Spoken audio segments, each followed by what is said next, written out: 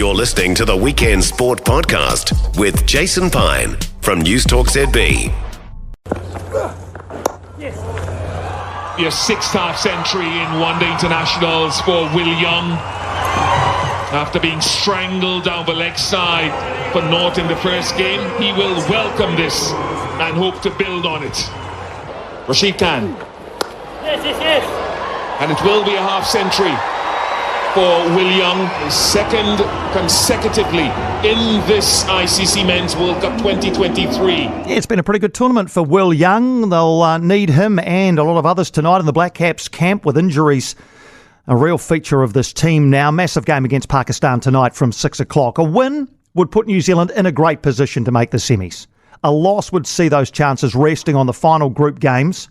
New Zealand still have Sri Lanka to play. The time zones didn't work that well with getting a New Zealand player on the show live today. So I chatted with Will Young last night. I suggested to him that this feels like a really pivotal game for the Black Caps. And is that how the team is treating this one? Hi, Piney. Thanks for having me on. It's been a long tournament, one that we've all thoroughly enjoyed thus far. But as you said there in your intro, we've got a couple of massive games coming up. Firstly against Pakistan and also against Sri Lanka. But 2 points on the line, both games, and we've arrived in Bangalore last night and really looking forward to taking on Pakistan tomorrow.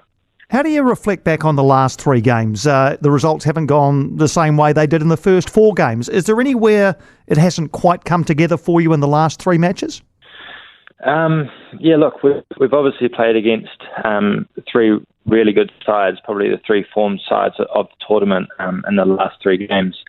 Two of them really small margins, could have gone either way. And in the South African game a couple of days ago, was a real wake up call. And there's certainly some areas that we need to address if we're to keep moving forward in this tournament. But the beauty of this World Cup is it's not a bilateral series, and we're in a different part of India now, and we're against a completely different opposition tomorrow and in a couple of days after that. So we've just got to park those games and look forward and look forward to the games ahead, and keep bringing the style of cricket that we want to play, and put our best foot forward. So in Bangalore now, I think there've only been a couple of games at that venue during the World Cup. So do you have any sort of gauge on what a good pass score batting first might be, for example, there?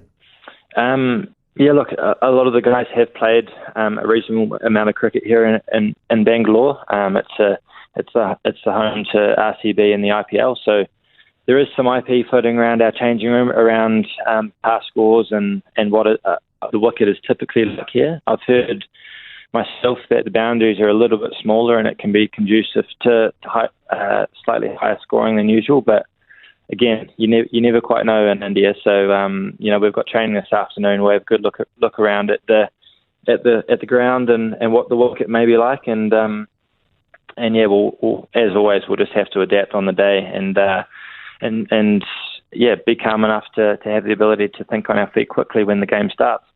Your own form's been pretty good. If we forget the first game, which I think we're allowed to do, you're averaging 40, a couple of half centuries. How happy are you with the way you're batting?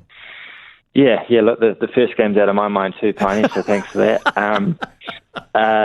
Look, I think the funny thing with batsmen and sportsmen in general is you always want more, don't you? My role at the top of the order is to try to set a platform for our powerful middle order to come out and do their thing, which has worked a couple of games brilliantly. But look, I'm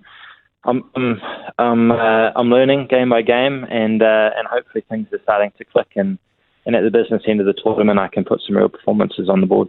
In general, what are batting conditions like? I know you've moved around venues, but in general terms, how challenging is it to bat there?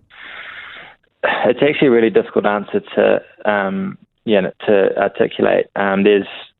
We've moved all over the country. There's been different things. The heat in some of the grounds in Chennai in particular, and Mumbai for some of the other games, has been a real factor. So you've got to get used to batting with sweaty gloves and calling for drinks every couple of overs just to keep things ticking along. Some wickets, especially if you bowl bowl second and bat second. The ball can really swing, as we saw the Indians against Sri Lanka last night. Their seam attack was swinging it round corners, and it looked incredibly challenging.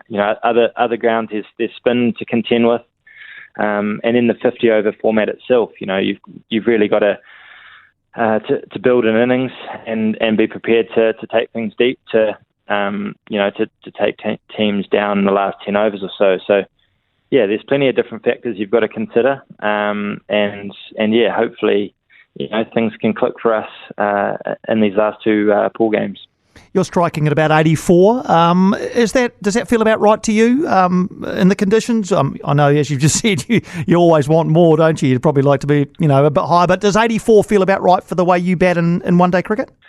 Well, yeah. If you look at my scores, I haven't, put together, that big, the 100 or even more than that, and that's when you can really catch up your strike rate. I'm never going to be a batsman that goes out and strikes at 200 from ball one, and that's not my role in the team either. So, 84 is, I suppose, a decent start. But yeah, as my innings progresses and I bat longer, I'll certainly look to ramp that up considerably. Well, you brought up 1,000 one-day international runs in the game against South Africa, just 28 innings to get there. Only 4 others in the men's game have done that quicker than you have. Why do you think you've been so consistent in the 50-over format? Yeah, I saw a cool little stat pop up.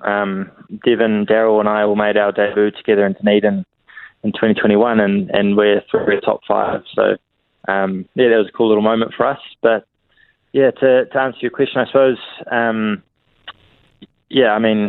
suppose it's one of the advantages of making an international or starting an international career slightly later than usual is I feel like I've got a good handle on what my game is, and thankfully I've come into the side and been asked to perform a similar role to what I've always done in domestic cricket. I've played nearly 30 one-day internationals now, but I've played over 100 list A games. So I feel like I know the format well. And growing up too, the 50-over format is what I played growing up.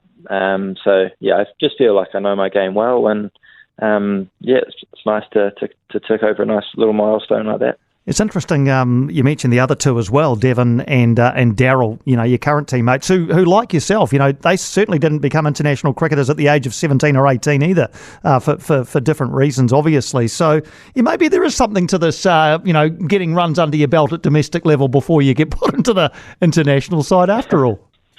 Yeah, exactly. I think you could say that about bowlers too, getting overs under your belt and getting that experience, but I don't know if it's a conscious decision or if it's just one that comes naturally out of having quite a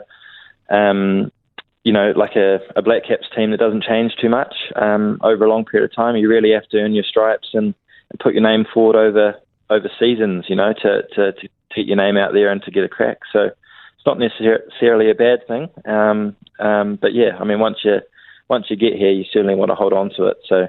Yeah, we'll all be looking to keep putting performance on the board, and yeah, it's pretty amazing time really. We've got two games left in pool play before hopefully some semi-finals. So, look, we're all really excited.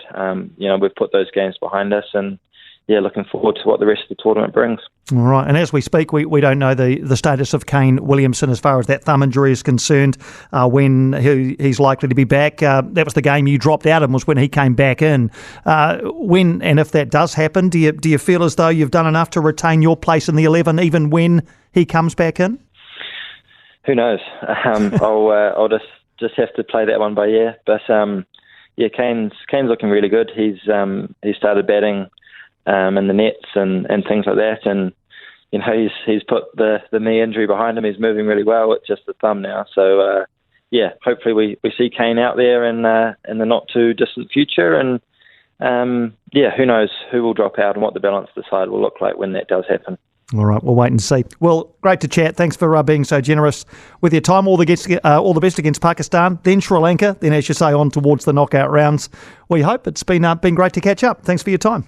No, thanks very much, Piney. Thanks for having me. That is Will Young, who I spoke to last evening, ahead of this evening's match against Pakistan. 6 o'clock start in that one in Bangalore, or Bengaluru as they call it. For more from Weekend Sport with Jason Pine, listen live to News Talk ZB weekends from midday or follow the podcast on iHeartRadio.